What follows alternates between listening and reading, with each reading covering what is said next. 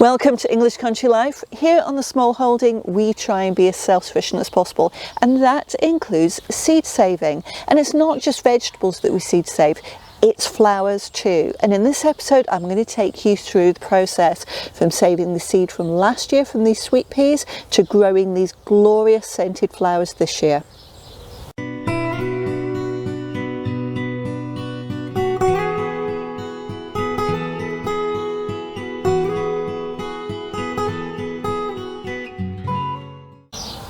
Welcome, my name's Fiona. If we had assigned roles here on the Small Holding, Hugh would be the primary gardener down in the vegetable garden. He does a lot of seed saving there. He seed saves parsnips and pumpkins amongst other things. But I would be the primary gardener for the flower garden. And actually this episode is all about seed saving, and if you want to get into seed saving, sweet peas are an amazing place to start. They're so easy to do. Now this variety that I've grown is called Mammoth, and it's got very long stems, it's highly scented, and if you keep cutting them every day or every 2 days, it will keep producing blooms for weeks and weeks and weeks. They're amazing. The sweet pea prices are going up. It's actually costing a lot more to get a hold of the seeds. So I do seed save these, and in this episode what I'm going to do is show you what I did with last year's crop to obtain these amazing flowers this year.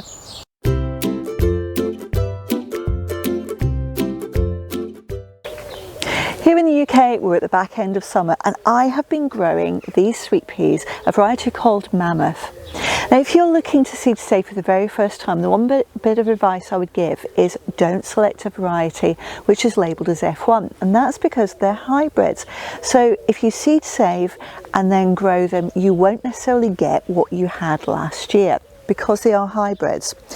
But Mammoth is a variety which isn't F1, so it's definitely going to breed true. And I love these flowers, very long stems, so great for cutting for the house to stick in a vase, and a huge variety of colours. So there's purple, as you can see here, there's a delicate pink, they also come in a deep pink, a red, a white. There's a huge amount of colours, and that's perfect for me. I love it for displays for the house, and they're highly scented. But now I'm not getting as many flowers as I was, so I'm starting to leave the flowers on the stem and not cutting them anymore. And what we're actually waiting for are these pods to form. So what am I looking for? Well, these wonderful sweet pea blooms here are going to form these pea pods, and this is quite an early one, so let me just turn it towards you and you can see it's actually really quite thin, but there's little peas in the side. You can feel small little bumps when you run your hand along it, and those over time will start to swell up, and that's what we need to happen because those sweet peas are going to be really quite large seeds by the time they're finished. So what happens now? Well, I'm going to leave these pods on the plant and the peas inside will start to swell. Once that happens, they need to dry out, so the pods will go brown. Now it has to be said, the entire plant will probably dry out and go brown, and it is a little bit unsightly, but it's temporary. It's only a very short period of time, and trust me, it's well worth it. But what do I do then? Well, I cut the stems off and then I store them. Let me show you how I do that.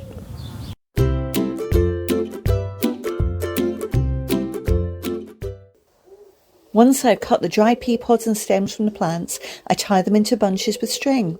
To ensure they are fully dry, I then hang the bunches of pea pods in a bucket. Well, why do I do this?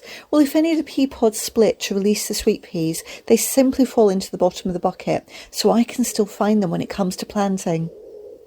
So the bunch of sweet peas have been drying in the bucket for actually quite a few months now. What I need to do is get the peas themselves out of the dry pods so that I can get them planted. And look at those seeds, they're absolutely fantastic. I'm going to start on that so I can start getting them ready to sprout.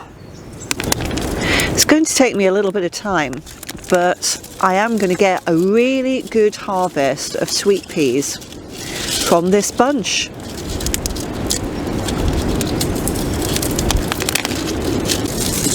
Just having a final check to see if there's any pods that I've missed, and I think I've harvested all of the seeds from this bunch.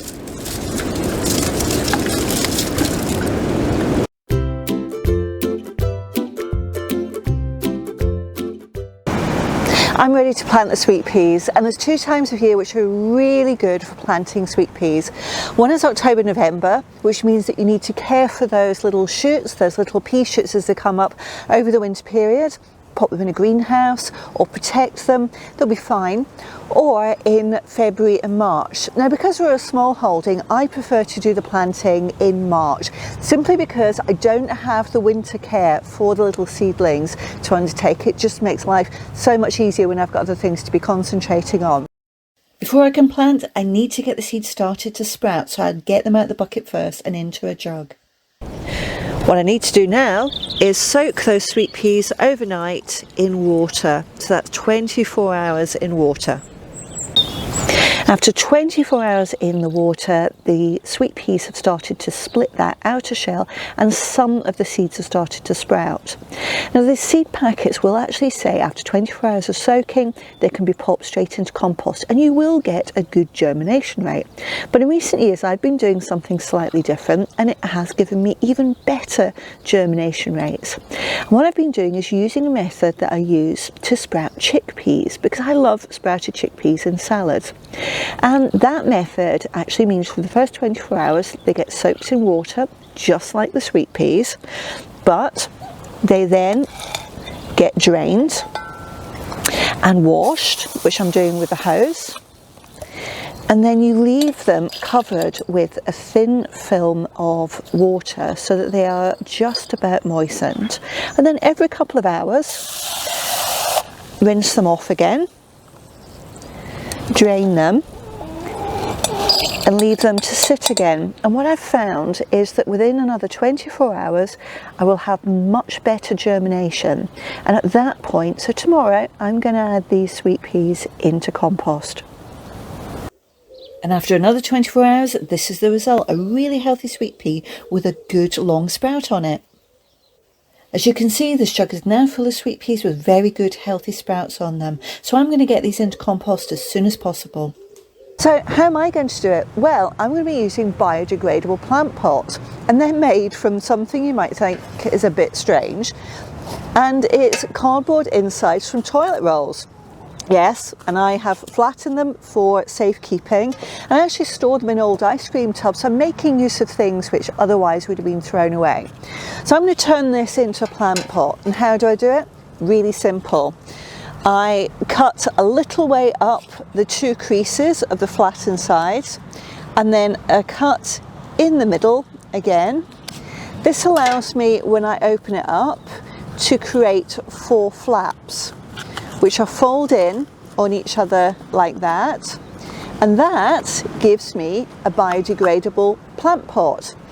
And once the seedlings are taken and the pea shoots actually grow, my little sweet peas are growing, I just plant the whole thing in the soil. I don't even have to take them out of the pot. The pot itself goes into the soil and it then breaks down and becomes part of the compostable soil itself.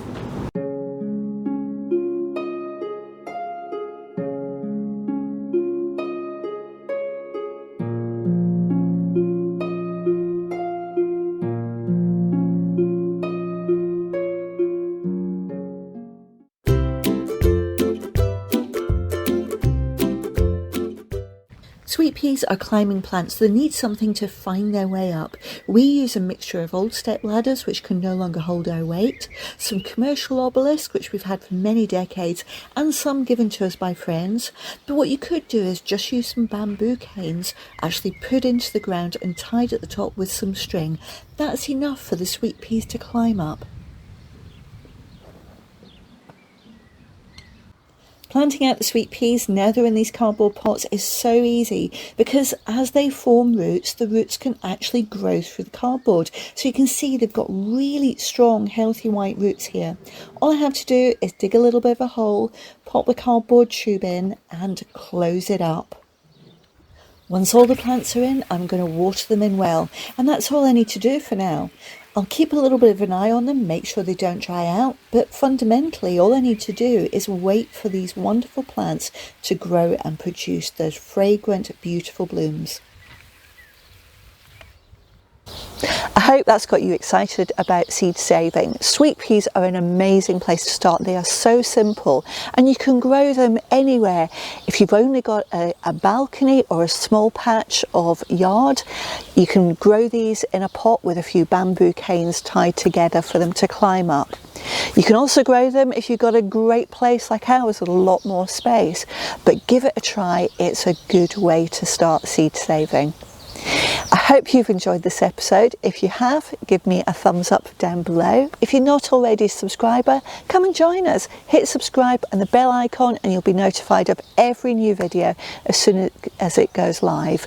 We've got smallholder skills, we've got chickens, we have got recipes, so come and join us. If you've got a question for me, leave it in the comment section and we'll get back to you as soon as possible. But for now, thanks for watching and we look forward to seeing you next time.